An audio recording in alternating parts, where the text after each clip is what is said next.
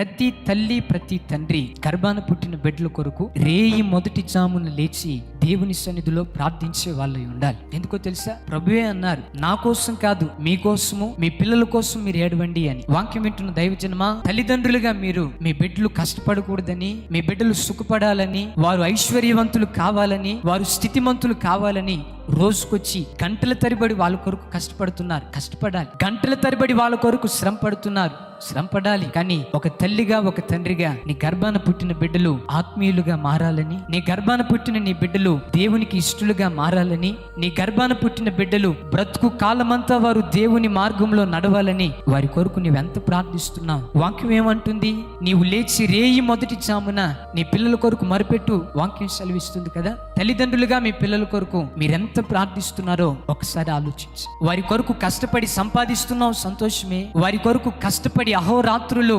బ్యాంకుల్లో లక్షలు దాచిపెడుతున్న వాస్తవమే. కానీ తల్లిగా ఒక తండ్రిగా వారి కొరకు నీవెంత ప్రార్థిస్తున్నావో ఒకసారి ఆలోచించు. ఎందుకు ప్రార్థన చేయాలో తెలుసా? ఈ కడవరి దినాలలో అవిధేయత ఆత్మ యేసు నామం పేరిట మన పిల్లలలో నుంచి దూరమైపోవును గాక.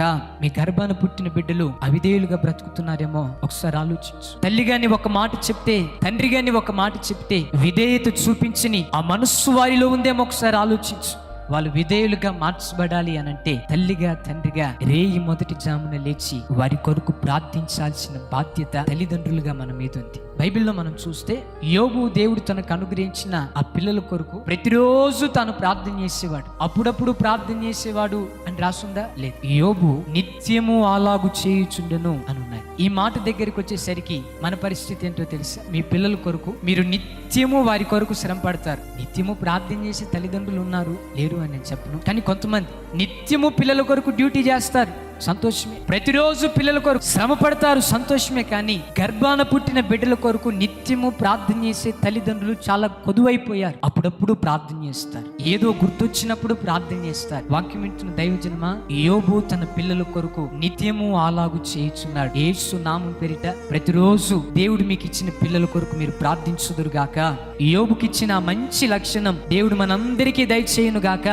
ఏ తల్లి అయితే తన పిల్లల కొరకు ప్రార్థన చేస్తాడో, ఏ తండ్రి అయితే తన పిల్లల కొరకు ప్రార్థన చేస్తాడో, దేవుడు ఆ పిల్లలను విధేయులుగానే దేవుడు వారిని ఆశీర్వదిస్తాడు. విధేయులుగా నీ పిల్లలు పెరగడానికి దేవుడు కృప చూపిస్తాడు.